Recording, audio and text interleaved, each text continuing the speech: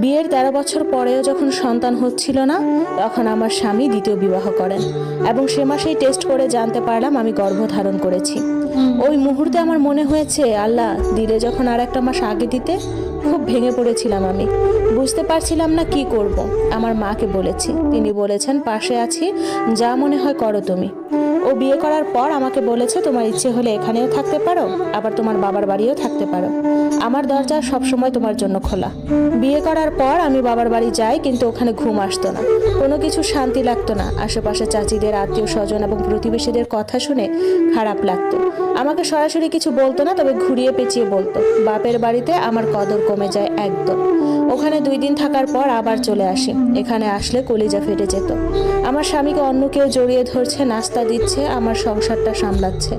আমার সাথে শ্বশুর বাড়ির সবাই কথা বলা কমিয়ে দিল। সবাই নতুন বউটাকে নিয়ে মাতামাতি করতো।